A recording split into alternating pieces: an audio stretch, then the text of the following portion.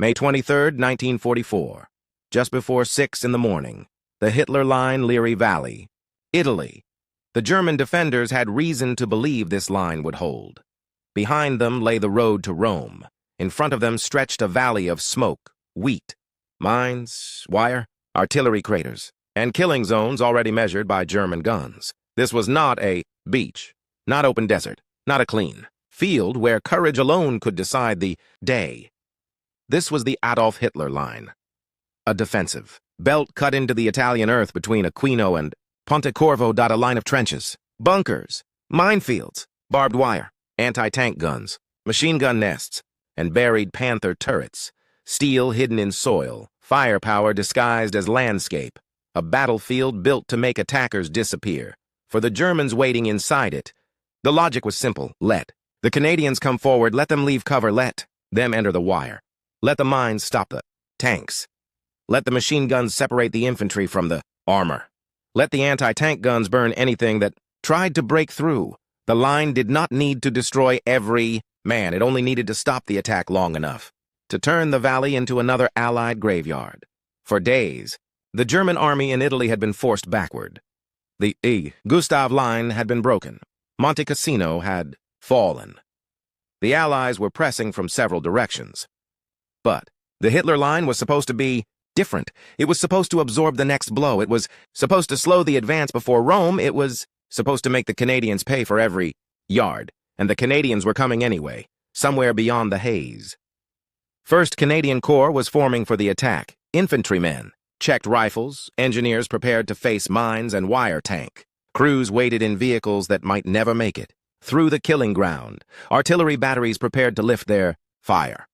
The men knew this would not be clean. They knew a line with Hitler's name attached to it would not be abandoned easily, and on the German side, the defenders waited for the moment when the smoke would open, and the first Canadian figures would appear. The first expectation was simple. The Canadians would stop. The Canadians would break. The Hitler Line would hold. But by the end of the day, that expectation would begin to collapse, because this was not just another Allied attack in Italy. This was the moment Canadian infantry, armor, artillery, and engineers were sent against a German defensive machine, and the line that was built to block the road to Rome was about to have a hole torn through it. When people remember Canada in the Second World War, they often remember one beach, Juno. They remember June 6, 1944. Landing craft, machine gun fire, seawalls, mines, young men running through surf and smoke. Into one of the most famous days in modern history, and they should remember it. Juno Beach mattered, but Canada's war did not begin there, and it did not end there. Before the world turned its eyes to Normandy, Canadian soldiers were already fighting in another brutal theater. Italy, a place of stone towns, mountain roads, river valleys, dust, mud, mines, and German defensive lines built one behind another.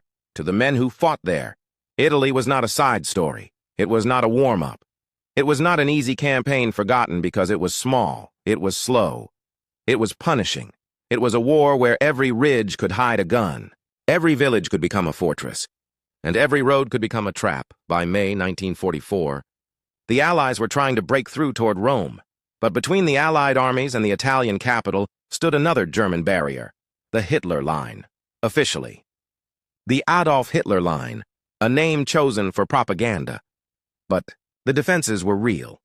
1st Canadian Corps was brought into this fight, under the British 8th Army. Its task was not symbolic, not ceremonial, not a minor supporting role hidden behind larger armies. Canadian infantry and armor were being directed toward one of the key German defensive belts blocking the route north. This was the kind of battle that does not fit easily into simple memory. It was not as famous as Normandy. It was not as instantly recognizable as Monte Cassino. It did not become the image most people carry when they think of Canada's war. But it mattered, because if the Hitler Line held, the Allied advance toward Rome would remain trapped in the machinery of German defense. If it broke, the road forward would begin to open. So the question is not only why the Canadians attacked it, the real question is darker. Why did the Germans believe this line could stop them? And how did Canadian soldiers break through a defensive system built to kill infantry? Halt, armor! And buy time for a retreating army? To answer that, we have to look beyond one beach, beyond one famous day, beyond the version of Canada's war that ends at Juno. We have to go back into Italy, into the valley, into the wire, into the line with Hitler's name. By May 1944, the German army in Italy was not facing one problem. It was facing several at once. To the west, the American beachhead at Anzio threatened danger behind the German lines. If American forces broke out at the wrong moment, German retreat routes could be threatened. The defenders in the Liri Valley were not only thinking about the ground in front of them, they had to think about what might happen behind them. At Cassino, another blow had already landed. Polish troops had fought through one of the most brutal battles of the Italian campaign and taken Monte Cassino. For the Germans, that mattered. Cassino had been a symbol of resistance, a mountain fortress, a place where the Allied advance had bled for months. When it fell, the German defensive system in central Italy lost one of its most famous anchors. The Gustav Line had been forced. The next line had to hold. British and Commonwealth forces had also been grinding through Italy's rivers, roads, and defensive belts. They brought artillery, planning, set piece. Assault engineers, experience from years of war against Germany. This was not a battlefield, where one army alone decided everything. Italy in 1944 was a coalition fight, American. Pressure from Anzio, Polish sacrifice at Cassino, British. And Commonwealth experience across the front. And now, Canadians at the Hitler Line, their role was specific. Their role was dangerous. 1st Canadian Corps was not being asked to win the Italian campaign alone.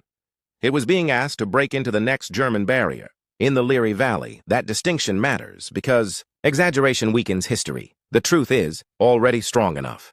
The Canadians were part of a wider Allied offensive. But at this moment, on this ground, they were being sent against a line Germany needed to hold. From a German staff officer's map, the danger would have looked like pressure from every direction. Cassino, compromised, Anzio, threatening the rear. The Liri Valley, opening Canadian infantry and armor, forming opposite the line. The battlefield was no longer only about defending one trench, one bunker, or one road. It was about whether the German army in Italy could keep withdrawing without being trapped. That is why the Hitler Line mattered. It was not just another position. It was the next lock on the road to Rome. And on May 23rd, 1944, the Canadians were given the task of forcing that lock open. The Germans believed the line could hold. The Canadians were about to test that belief. Italy did not make war easy. It made it slow. It made it narrow. It made it cruel for the soldiers fighting there. Italy was not the beautiful country of postcards and church bells. It was mountain, roads under artillery fire. It was stone villages turned into fortresses. It was river crossings under machine guns. It was dust in the throat, mud on the boots, and the constant feeling that the next bend in the road had already been measured by German guns. By the time Canadian troops reached the Hitler Line, they were not new to Italy. They had already fought through Sicily. They had already moved on to the Italian mainland. They had already learned that progress in this theater could be counted in ridges, rivers, farmhouses, and shattered crossroads. And then there was Ortona, a city of stone, a city of smoke, a city where Canadian soldiers learned that modern war could shrink from miles of front line to a single room.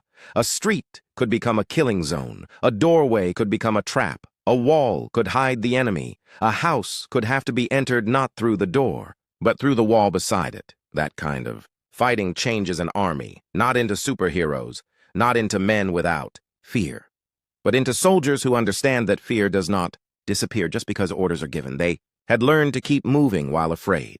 They had learned to work with artillery, to wait for engineers, to stay close to armor when it could help them, to survive in villages, valleys, riverbeds, and roads that looked harmless on maps and deadly on the ground. Men who had already been in Italy too, long, but exhaustion did not mean inexperience. The Canadians had been educated by the country itself. Sicily had taught movement under heat and fire. The Mortar River had taught crossings and resistance. Ortona had taught close combat. The long road north had taught patience. Italy had made them hard, not invincible, hard. And now the Hitler Line would test all of it. The wire, the mines, the buried guns, the Panther turrets in the earth. The valley funneled toward Rome. The Canadians knew Italy could kill them. They had seen it kill before, and still. On the morning of May 23rd, they went forward. Before the Canadians could attack the Hitler Line, they had to be brought to the place where the line could be broken. This was not a random movement. It was not a small adjustment on a map. 1st Canadian Corps was being positioned for a major assault in the Liri Valley. At its head was Lieutenant General E.L.M. Tommy Burns. Under him stood formations that had already become central to Canada's war in Italy. The 1st Canadian Infantry Division, commanded by Major General Chris Vokes, and the 5th Canadian Armoured Division, commanded by Major General Bert Hofmeister, infantry and armour, men on foot, and men in steel, one forced to enter the line, another to exploit the breach if the line cracked open. The Canadians were fighting as part of the British 8th Army, under General Sir Oliver Leese. That matters, because the battle for the Hitler Line was not a Canadian operation in isolation. It was part of a wider Allied offensive through central Italy. But within that larger plan, the Canadian role was sharp and specific. The Gustav Line had already been forced. Monte Cassino had fallen. The Germans had been pushed back. Now the next barrier had to hold. The Adolf Hitler Line stood across the Liri Valley like a second wall, and 1st Canadian Corps was being moved toward it. From the German side, the movement mattered, even if they did not understand every detail. Another Allied formation was arriving. More guns, more infantry, more armour, more pressure on a front already bending backward toward Rome. German commanders had seen the Allies attack before. They knew the British and Commonwealth method: artillery preparation, infantry assault, engineers forward, tanks, waiting for openings. The problem was not mystery. The problem was weight. A line can survive a raid. A line can survive a patrol. Line can even survive a failed attack. But the Canadian movement toward the Liri Valley was not a raid. It was preparation. The kind of preparation that meant someone had chosen this place, this line, this valley, and decided it had to be broken. For the Canadians, the move carried its own fear. They were not being sent to quiet rear areas. They were not moving away from danger. They were being brought toward the next German wall, and everyone who understood Italy knew what that meant. More mines, more wire, more guns hidden in stone and soil, more casualties before the road north could open. The Hitler Line was waiting, and now the Canadians were close enough to see what had been built into it. The Adolf Hitler Line was not only a line of men, it was a line of earth, steel, concrete, wire, mines, and hidden fire. The Allies called it the Hitler Line. The Germans also knew it as the Sänger Line. But whatever name was used, the purpose was the same: delay the Allied advance, break up the infantry, stop the tanks, protect the road north, buy time before Rome. To the German defender, the line was a machine, not a machine with wheels, a machine built into the ground. Minefields lay where Canadian infantry and armour would have to move. Barbed wire slowed the men on foot. Anti-tank guns waited for the vehicles. Machine guns covered the open ground. Mortars and artillery could fall on the places where attackers gathered, hesitated, or became trapped. And most frightening of all were the buried Panther turrets, tank turrets, set into prepared positions, low hard to see, armed with long guns. The body of the tank was gone, but the weapon remained, a steel head in the Italian earth, waiting. This was the symbol of the Hitler Line, not movement, not speed, entrenchment. A German weapon turned into part of the landscape, a turret that did not advance, did not retreat, did not need fuel. It only had to watch the approaches and fire. For the Canadians, this meant the battle would not be won by courage alone. A brave man can still die on wire. A tank can still burn in a minefield. An infantry company can still disappear under machine gun fire if the armor cannot reach it. The German plan was to separate everything the Canadians needed to keep together. Separate infantry from tanks, separate tanks from engineers, separate engineers from the infantry covering them, separate the attack into pieces, then destroy those pieces, one by one. The German infantry in the Canadian sector may not have been large in number, but the line gave them power. Few men in the right bunker could delay a company. One anti-tank gun in the right position could stop a road. One minefield could hold up an entire armored movement. One machine gun could make open ground impossible. That was why the defenders believed. Not because Germany was winning the war. By May 1944, the war in Italy was already bending against them. They believed because the ground had been prepared to fight with them. The valley would narrow the Canadians. The mines would slow them. The wire would hold them. The guns would cut them down. The Hitler Line did not need to be heroic. It only needed to be deadly. And as the Canadian artillery prepared to open, the German expectation remained cold and simple. Let them come. Let the ground fight first. May 23rd, 1944, just before 6 in the morning, the waiting ended. At 5, the bombardment had intensified. Across the Liri Valley, Allied guns began working over the Hitler Line with a violence meant to blind, shake, and break the German positions before the infantry reached them. Not one battery, not one small preparation. About 800 guns supported the assault. The earth shook, dust rose, smoke drifted across the fields, and inside the German line, men waited for the moment they knew would come after the barrage. The moment when the guns lifted, the moment when the Canadians appeared. This was Operation Chesterfield, the main Canadian assault on the Hitler Line. The attack was carried forward by units of the 2nd and 3rd Canadian Infantry, brigades. Names that would become tied to the morning's violence: the Seaforth Highlanders of Canada, Princess Patricia's Canadian Light Infantry, the Loyal Edmonton Regiment, the Carleton and York Regiment, the West Nova Scotia Regiment, the Royal 22nd Regiment. To a German defender, those names did not matter in the first seconds. He did not see a regimental history. He saw movement in the smoke, shapes coming through the haze, men leaving cover, rifles held low, helmets down, infantry stepping into a place built to kill infantry. German plan now became reality.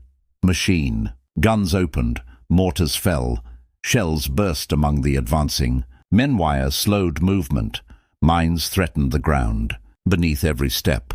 This was not the clean image of a breakthrough that appears later on a map. On a map, a breach is a line pushed forward. On the ground, a breach is men crawling, running, falling, getting up, losing direction, finding wire, searching for gaps, calling for tanks, calling for engineers, and pushing forward while the enemy tries to cut the assault into pieces. The Canadians did not float through the line. They paid for it. Every field had a cost. Every pause had a cost. Every minute under German fire had a cost. From inside the German defences, the first feeling may have been confidence. The guns had not destroyed them all. The infantry was visible. The Canadians were in the open. The wire was doing its work. The mines were still waiting, so the machine guns still fired. The line was still alive. But then came the thing defenders fear most, the Attackers did not stop. They should have stopped. They did not. They should have broken. They did not. The first Canadian waves were hit, slowed, and scattered in places. But behind them came more pressure, more artillery, more men, more movement, more attempts to find the weak points in the German defense. The Hitler Line had not collapsed, but it had been entered, and once a fortified line is entered, the battle changes. It is no longer only about stopping the attack in front. It is about preventing the hole from becoming a wound. The Canadians were inside the killing ground now, and the Germans had to find out whether the line could still close around them. A fortified line is not broken by courage alone. Courage can carry men forward, but courage cannot lift a mine from the road. It cannot cut every strand of wire. It cannot bridge every gap. It cannot tell a tank crew which patch of earth will hold and which one will explode beneath them. That work belonged to the engineers, the sappers, men whose battlefield was often measured in inches, not miles, not even yards, inches of wire, inches of minefield, inches of road that had to be made safe enough for infantry and armor to keep moving. The German defense had been built to separate the attack. Infantry without tanks could be pinned. Tanks without infantry could be hunted. Engineers without cover could be killed before they opened a route. The German fire plan was meant to split the Canadians apart, to make every arm of the attack fight alone. But the Canadians needed the opposite. Infantry, armor, engineers, artillery, all tied together, all moving through the same danger, all depending on each other. If the sappers failed, the tanks could not move.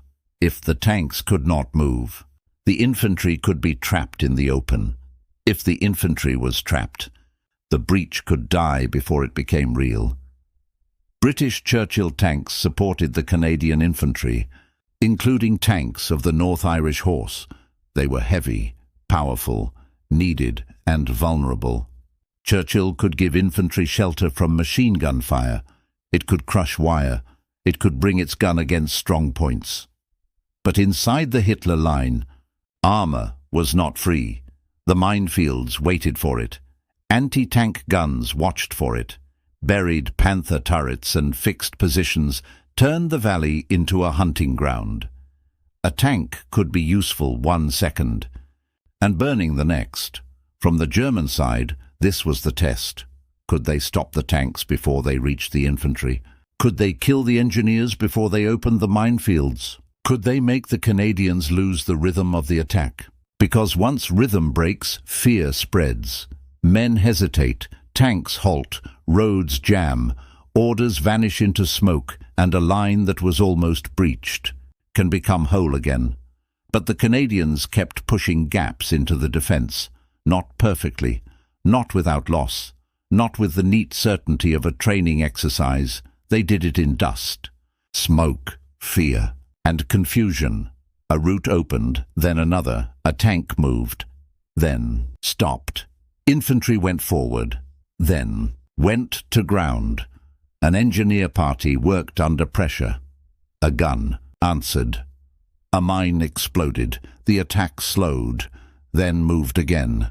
Every gap in the minefield was more than a path. It was a doorway into the Hitler Line, and the more doorways the Canadians forced open, the harder it became for the Germans to pretend the line was still sealed. In the Hitler Line, geography became a weapon.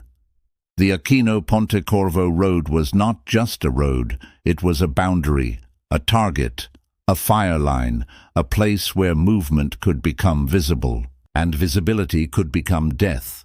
To reach it meant progress. To cross it meant danger.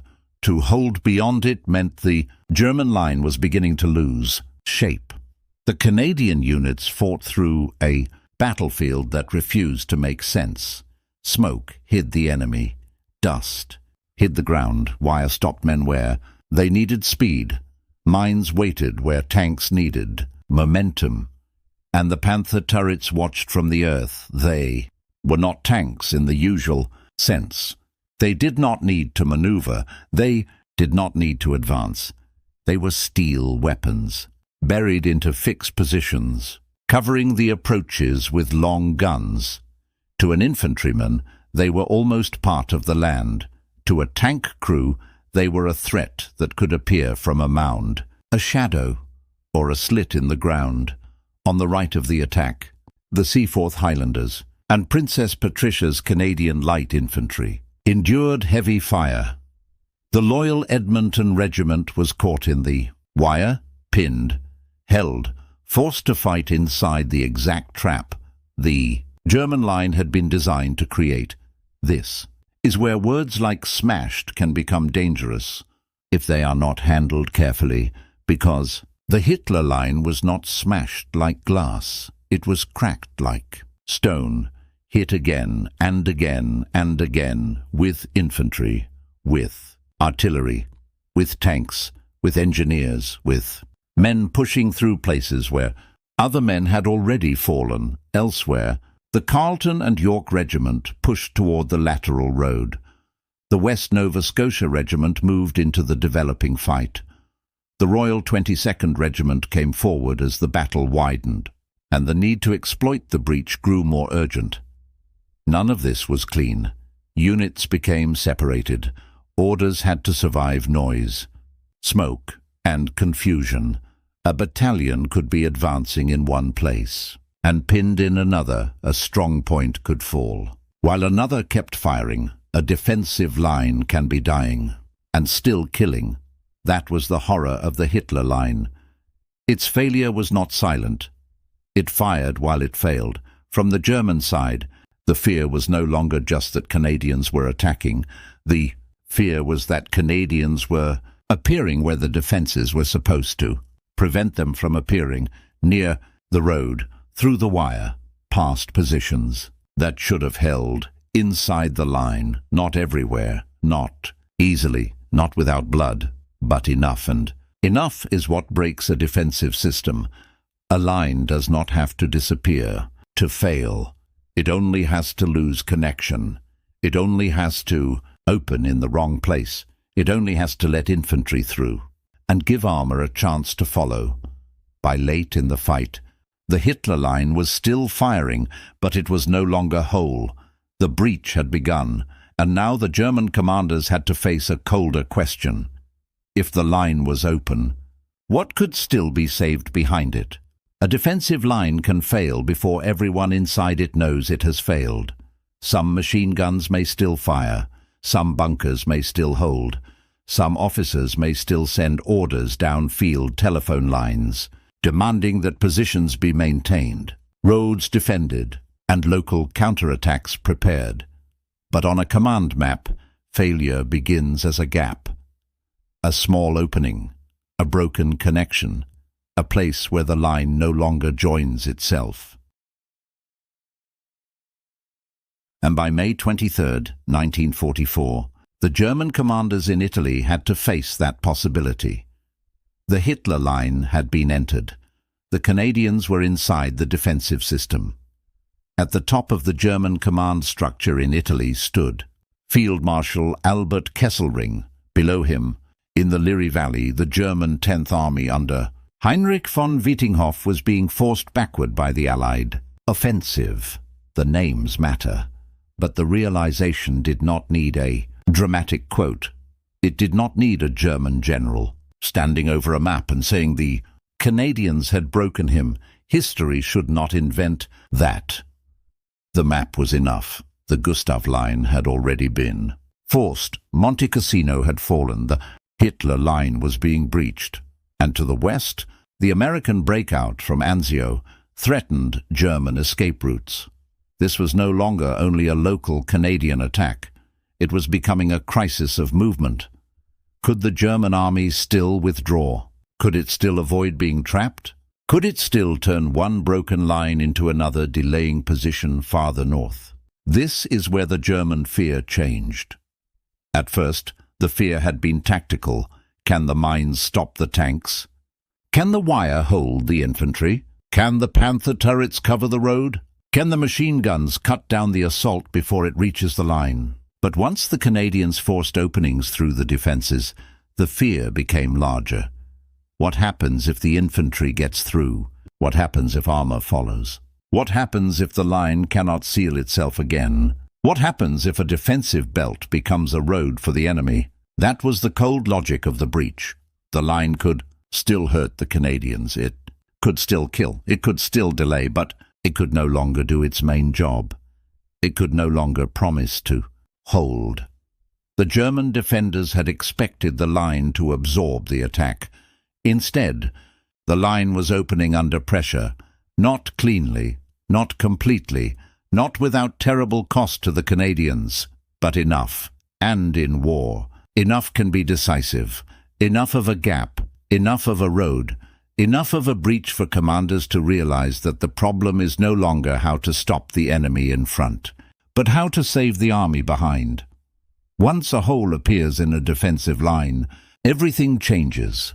Before the breach, the attacker is trying to enter. After the breach, the attacker is trying to exploit. The defender is no longer only asking how to hold the front. He is asking how fast the front is disappearing. For the Germans in the Liri Valley, that was the danger after the Hitler Line began to fail. The Canadians had not won Italy in a day. They had not destroyed the German army. They had not escaped the cost of the attack, but they had done something specific, brutal, and dangerous. They had helped open a way through. Now the 5th Canadian Armoured Division became central to the next stage. If the infantry had helped crack the line, armour had to turn that crack into movement. The tanks pushed toward the Melfa River. The battlefield changed from fortified assault to pursuit. But pursuit did not mean safety. The Germans were still fighting. Roads still mattered. Bridges still mattered. River crossings still mattered. The Melfa became another hard point in a campaign. Full of hard points, a river can look small on a map on the ground. Under fire, it can become another wall.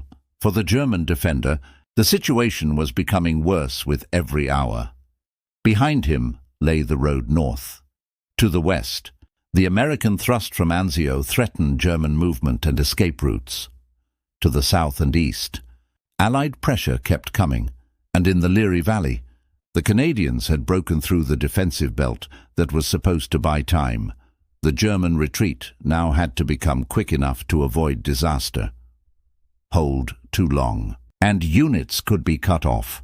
Withdraw too soon, and the line collapses faster. Every decision was dangerous. Every delay had a price. The Canadians pushed toward Soprano, then Frosinone. By May 31st, Canadian forces occupied Frosinone. The road toward Rome was opening, but the cost did not disappear just because the map moved. This is where the story must remain honest. The Hitler Line was breached. The Canadian role was real. The achievement was significant. But it was not clean. It was paid for in exhaustion, confusion, fear, and casualties. For the wider battle of the Liri Valley, roughly 800 Canadians were killed, and about 2,500 were wounded. And on May 23rd alone, the 1st Canadian Division recorded 51 officers, and 838 other ranks as casualties. Casualties not just numbers. Men.units changed forever. Families waiting across the ocean. Names that would never become famous. The Germans had expected the line to hurt the Canadians. It did. They had expected the mines, wire, machine guns, and anti-tank guns to make the attack costly. They did, but the expectation that mattered most was the belief that the line would hold. It did not. The Hitler Line had been breached, and the German defense in the Liri Valley could no longer remain what it had been. The battle turned into pursuit. The retreat moved north. Rome came closer on June 4, 1944. Rome fell to American forces. Less than 48 hours later, D-Day began in Normandy, and almost overnight the world's attention moved elsewhere, to beaches, to landing craft, to France, to the event that would dominate memory. But before that, in the dust and smoke of Italy, Canadian soldiers had helped force open one of the hard gates on the road to Rome. The Hitler Line was supposed to stop them. Instead, it became a broken line on a forgotten battlefield. The Adolf Hitler Line was built to delay an army. It was built to make the Liri Valley bleed. It was built with mines, wire, guns, concrete, buried turrets, and the cold belief that prepared ground could break attacking men. Its name was propaganda, but the defenses were real, and the cost of breaking them was real. The Canadians did not break it because they were invincible. They were not. They were afraid. They were exhausted. They made mistakes. They lost men. They needed artillery, engineers, tanks, infantry, commanders, medics, drivers, and supporting Allied units to keep the assault alive. This was not a story of one nation winning a campaign alone. It was a story of one nation carrying a hard part of a larger Allied fight, a specific task, a dangerous line, a brutal morning, a breach that helped clear the Allied route toward Rome. From the German side, the realization was simple. The line had hurt the Canadians, but it had failed. To stop them, the defensive machine had done damage, but it had not done its job. It had not sealed the valley. It had not protected the road forever. It had not kept the Allies from moving north. And after Rome fell, after Normandy began, after the world's attention shifted to France, the battle in the Liri Valley slipped into the shadows of memory. But forgotten does not mean small. Forgotten does not mean unimportant. Forgotten does not mean the men who fought there paid less. The line carried Hitler's name, but Canadian soldiers helped turn it into a ruin. And in the dust of Italy, before the world looked to Normandy, Canada proved again that its war was far larger than one beach, lest we forget.